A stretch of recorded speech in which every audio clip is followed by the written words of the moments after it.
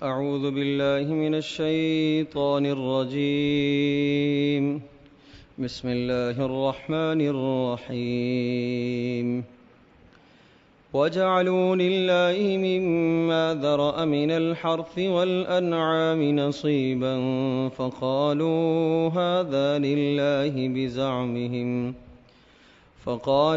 هذا لله بزعمهم وهذا لشركائنا فما كان لشركائهم فلا يصل إلى الله وما كان لله فهو يصل إلى شركائهم ساء ما يحكمون. وكذلك زين لكثير من المشركين قتل أولادهم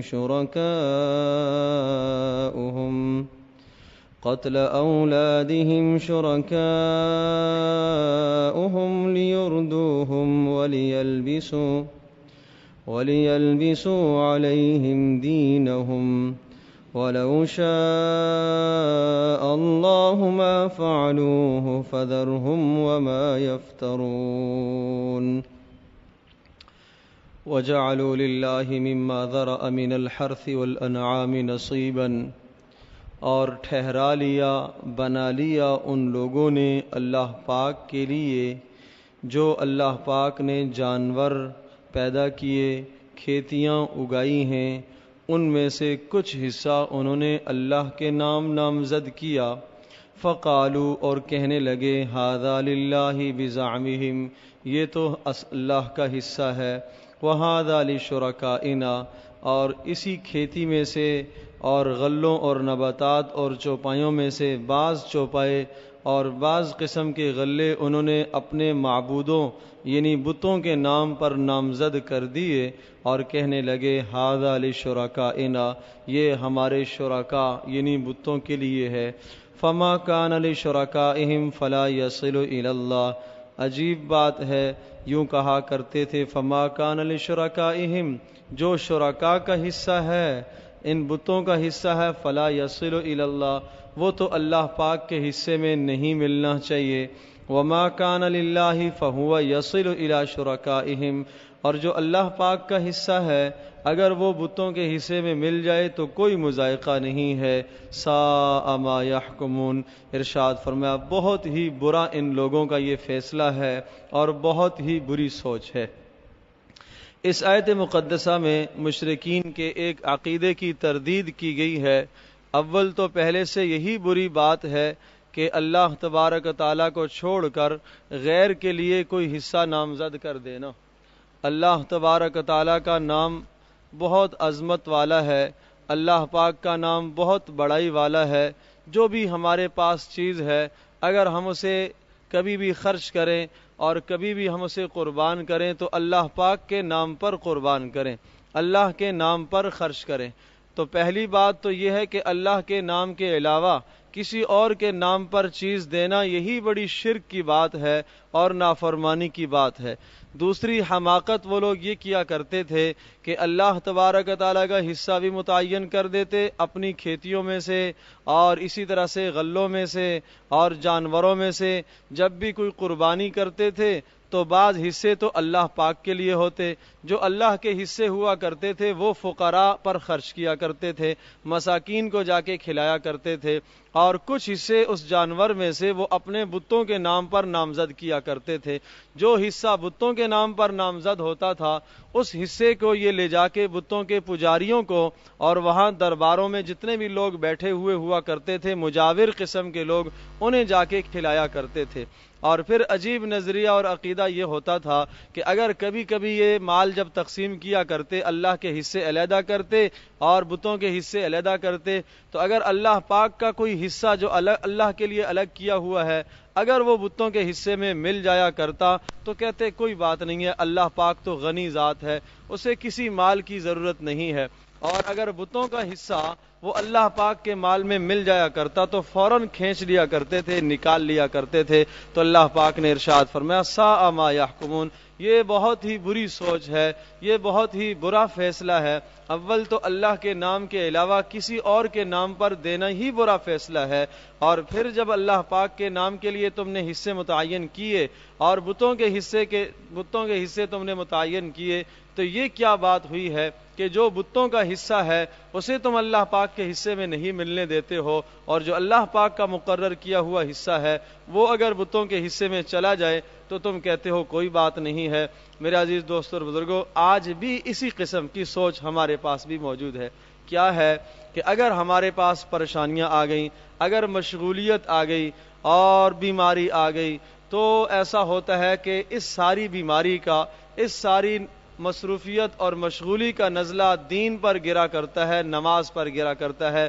نماز کے لیے تو ٹائم نہیں ہے اور تلاوت کے لیے تو ٹائم نہیں ہے، لیکن باقی سارے کاموں کے لیے وقت ہے۔ دوستوں کے پاس بیٹھنے کا ٹائم بھی موجود ہے، شادی ہوئی ہے کسی عزیز کی، وہاں جانے کا ٹائم بھی ہے، اور وہ ساری رات وہاں بیٹھنے کا ٹائم بھی ہے۔ لیکن اگر مسجد میں آئیں اور وہاں تھوڑی سی اگر تاخیر ہو جائے تو گراں گزرتا ہے کہ ایسا کیوں ہوا۔ عرض کر رہا ہوں، جو سوچ وہاں تھی وہی سوچ آج ہمارے اندر بھی پائی جا رہی ہے کہ ایسے تمام معاملات میں جب مشغولیت کی بات آتی ہے تو ہم اس مشغولیت کو کہاں سے وقت دیتے ہیں؟ عبادت سے، دین سے وقت نکال کر اس مشغولیت کو دیا جاتا ہے۔ چاہیے تو یہ تھا کہ لغویات اور فضولیات کے جو کام تھے وہاں سے وقت کو بچا کر وہ اپنی مصروفیات میں لگایا جاتا۔ روزمرہ کی انسان کی جو زندگی ہے اور 24 گھنٹے کے جو روزمرہ کے روٹین کے معمولات ہیں، ان معمولات میں وقت تو پورا ہی پورا ہے۔ آج ایک کام ایسا آ گیا ہے کہ جس کام کے لیے 1 گھنٹہ اضافی دینا پڑے گا، وہ 1 گھنٹہ اضافی عام طور پر نمازوں سے ضائع ہو جاتا ہے، نمازوں سے نکلتا ہے، نمازوں کے آگے پیچھے سے نکلتا ہے۔ یہ آدمی نہیں کرتا کہ یہ جو 1 گھنٹہ میں اضافی کسی کام میں دے رہا ہوں، یہ میں فضول لغویات میں جہاں ٹائم دے رہا ہوں اس ٹائم کو نکال کر اللہ پاک کے لیے میں وقت دوں۔ دیکھیں، اللہ پاک نے انسان کو اتنی نعمتیں عطا فرمائی ہیں اور اتنے احسانات کیے ہیں، ان احسانات کا تقاضا تو یہ تھا کہ یہ ہر وقت اللہ پاک کی عبادت میں لگا رہتا۔ اس لیے حدیث پاک میں آتا ہے، اگر پیدا ہونے سے لے کر مرتے دم تک سجدے میں رہا تو جب بھی قیامت کے دن یہ عبادت ہلکی سمجھے گا، کم سمجھے گا، اور یہ کہے گا کہ میں نے کچھ بھی نہیں کیا ہے، لیکن اس وقت کی ندامت اور اس وقت کا افسوس کسی کام نہ آئے گا۔ تو عرض یہ کر رہا ہوں کہ یہ تمنا کرتا کہ کاش کہ ساری زندگی میں سجدے میں پڑا رہتا تو کتنا اچھا ہوتا۔ امام غزالی رحمۃ اللہ علیہ نے ارشاد فرمایا کہ اللہ پاک نے روزانہ 5 نمازیں ہم پر فرض فرمائی ہیں، تو گویا کہ تقاضا تو یہ تھا کہ 24 گھنٹے دن رات اللہ کی عبادت میں لگا رہتا، لیکن اللہ پاک نے اس انسان کی ضروریات بھی بنائی ہیں، اسے آرام بھی کرنا ہے، اس کی معاش کا بھی مسئلہ ہے، اس کے گھر کا بھی مسئلہ ہے، تمام جگہوں پر اسے وقت دینا ہے، ٹائم دینا ہے۔ تو گویا کہ یوں بتایا کہ جو آدمی فجر کے 2 فرض پڑھ لے گا، اللہ پاک اسے 2 گھنٹے عبادت کا ثواب عطا فرمائیں گے۔ جو آدمی ظہر کی 4 فرض پڑھ لے گا، ایسا ہے جیسا کہ اس نے 4 گھنٹے اللہ پاک کی عبادت کی، 6 گھنٹے ہو گئے۔ جو عصر کے 4 فرض پڑھ لیتا ہے، ایسا ہے جیسا کہ اس نے 4 گھنٹے مزید اللہ پاک کی عبادت میں لگائے، یہ 10 گھنٹے ہو گئے۔ اور اسی طرح سے ارشاد فرمایا کہ جو مغرب میں مزید پڑھ لیتا ہے، 3 رکعتیں نماز پڑھ لیتا ہے، فرض ادا کر لیتا ہے، گویا کہ اس نے 3 گھنٹے اور اللہ پاک کی عبادت میں لگا دیے، 13 گھنٹے ہو گئے۔ اور اسی طرح سے جو عشاء کے 4 فرض ادا کر لیتا ہے، وہ ایسا ہے گویا کہ اس نے 4 گھنٹے مزید اللہ پاک کو دے دیے، 17 گھنٹے کل ہو گئے۔ تو ان 5 نمازوں کی جو پابندی کرے گا وہ ایسا ہے جیسا کہ اس نے 17 گھنٹے اللہ پاک کی عبادت کی ہے۔ اور پھر باقی 24 گھنٹوں میں سے 7 گھنٹے بچ گئے، وہ اللہ پاک نے انسان کے آرام کے لیے رکھے۔ دیکھیں اللہ پاک کا کتنا احسان ہے، عشاء کی نماز کے بعد سے لے کر فجر تک کوئی نماز نہیں رکھی، لمبا وقت دیا کس کے لیے؟ آرام کرنے کے لیے۔ بیچ میں اگر 12 بجے، 1 بجے، 2 بجے اگر نماز فرض کر دی جاتی تو کتنا مشکل ہوتا اس نماز کے لیے اٹھنا۔ تو اتنا لمبا ٹائم جو دیا ہے وہ کس لیے؟ انسان کے آرام کرنے کے لیے۔ آرام سے ٹائم نہیں کاٹا تاکہ انسان سکون سے آرام کر لے۔ پھر فجر سے لے کر ظہر تک ایک طویل ٹائم ہے، اس ٹائم میں بھی اللہ پاک نے کسی نماز کو فرض نہیں فرمایا، یہ اس لیے تاکہ انسان اپنی معاش کی فکر کر لے، تاکہ کمانے میں چلا جائے، اور اس کی مصروفیت کی وجہ سے، تاکہ نماز کی وجہ سے اس کے کمانے میں خلل نہ آئے۔ پھر ظہر پڑھی، اس کے بعد بھی تھوڑا سا زیادہ وقفہ دیا، اور پھر عصر اور عصر کے بعد مختصر سا ٹائم، اور پھر مغرب اور مغرب کے بعد پھر عشاء کے بیچ میں تھوڑا سا مختصر سا ٹائم ہے۔ تو عرض یہ کر رہا ہوں کہ یہ فطرت کی زندگی ہے کہ انسان عشاء کی نماز پڑھے اور اس کے بعد آرام کر لے، فجر کی نماز پڑھے اور اپنے کاروبار میں نکل جائے، جا کے اپنی محنت اور مزدوری کرے، جو اللہ پاک نے مقدر میں لکھا ہے وہ اسے ملے گا، اور ظہر کی نماز پڑھ کر تھوڑا سا آرام کر لے تاکہ رات کی تہجد کی نماز میں اس کے لیے سہولت ہو، عصر کی نماز پڑھ کے گھر کی خیر خبر لے لے، مغرب کی نماز پڑھ کے گھر کی نگہداشت اور دیکھ بھال کر لے۔ اس طرح سے اگر یہ زندگی گزارتا ہے تو یہ فطرت کے مطابق زندگی ہے، اور پھر اس کا بے شمار وقت بچ جائے گا، جس وقت کو یہ اللہ پاک کی عبادت میں لگا سکتا ہے، جس کو تلاوت میں لگا سکتا ہے، ذکر اذکار میں لگا سکتا ہے، نوافل میں لگا سکتا ہے۔ لیکن عرض یہ کر رہا ہوں کہ جب ہماری مشغولیات اور مصروفیات آتی ہیں تو ان مشغولیات اور مصروفیات کے لیے ہم کہاں سے وقت نکالتے ہیں؟ ہم نماز سے وقت نکالتے ہیں، تلاوت سے وقت نکالتے ہیں۔ آج تلاوت نہیں ہوئی، کیوں نہیں ہوئی؟ اس لیے کہ ٹائم نہیں ملا ہے۔ آج جناب نماز نہیں پڑھی گئی ہے، کیوں نہیں پڑھی گئی؟ اس لیے کہ ٹائم نہیں ملتا۔ باقی سارے کاموں کے لیے ٹائم ہوتا ہے، سارے کاموں کے لیے جو ہے وقت انسان کے پاس ہے، لیکن اعمال صالحہ کرنے کے لیے وقت نہیں ہے۔ تو یہ آیت مقدسہ اسی بات کی طرف اشارہ کر رہی ہے کہ آپ کو ایسا نہیں کرنا چاہیے۔ جو عقیدہ اور نظریہ مشرکین کا تھا یا جو عمل ان لوگوں کا تھا، ایسا عمل ہمیں نہیں کرنا چاہیے، بلکہ ہمیں عبادات کو تمام معاملات پر ترجیح دینی چاہیے۔ نماز کا وقت آ گیا، اپنی ساری مشغولیات کو چھوڑ دیجئے، تلاوت کا وقت آ گیا، اپنی ساری مشغولیات کو چھوڑ دیجئے۔ آپ نے گھر میں دیکھا ہے جب کھانے کا ٹائم ہوتا ہے، بچے اگر کام کر رہے ہیں، اسکول کا ہوم ورک چل رہا ہے، مائیں کہتی ہیں بیٹے چھوڑ کے آ جاؤ، آ کے کھانا کھا لو، کھانے کا ٹائم ہو گیا ہے۔ اسی طرح سے ہماری تلاوت کا وقت بھی ہو اور آدمی کو معلوم ہو کہ یہ میری تلاوت کا ٹائم ہے، اسے میں نے کھانے میں نہیں لگانا ہے، اسے میں نے کسی اور کام میں نہیں لگانا ہے۔ نماز کا وقت متعین ہو، یہ میری نماز کا ٹائم ہے، یہ میرے ذکر کا ٹائم ہے، یہ وقت میری دعائیں مانگنے کا ہے، اس وقت کو میں کسی اور کام میں نہیں لگاؤں گا۔ اس طرح سے جب انسان زندگی گزارتا ہے تو اس آدمی کا اللہ پاک سے تعلق قائم ہوتا ہے۔ اور میرے عزیز دوست اور بزرگوں، جب اللہ پاک سے تعلق قائم ہوگا، اس کے دل میں اللہ پاک کی ملاقات کا شوق پیدا ہوگا۔ اور حدیث پاک میں آتا ہے من احب لقاء اللہ احب اللہ لقاءہ، جو آدمی اللہ پاک سے ملنا پسند کرتا ہے، اللہ پاک اس کی ملاقات کو بھی پسند کرتے ہیں۔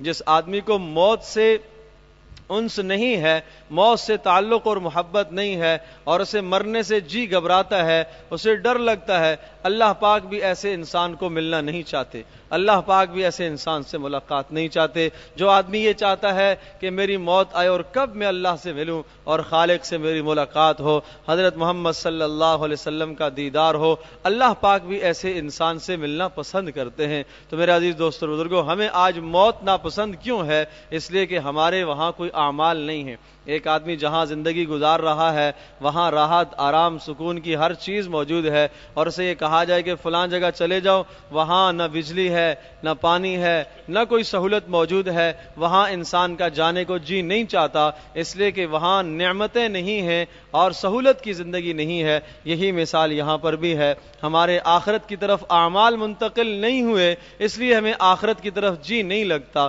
یاد رکھیے، جب آخرت کی طرف جی نہ لگے اور دنیا میں جی لگ جائے اور دل لگ جائے تو یہ انسان کے لیے بڑی محرومی اور بدنصیبی کی بات ہے۔ سعادت مند انسان وہ ہے کہ جس کا دنیا سے دل اکتا جائے، دنیا سے دل اچاٹ ہو جائے اور اس کا دل آخرت کی طرف ہر وقت لگا رہے، مسجد کی طرف اس کی رغبت بڑھ جائے، تلاوت کی طرف اس کی رغبت بڑھ جائے۔ یہ سعادت مندی کی علامت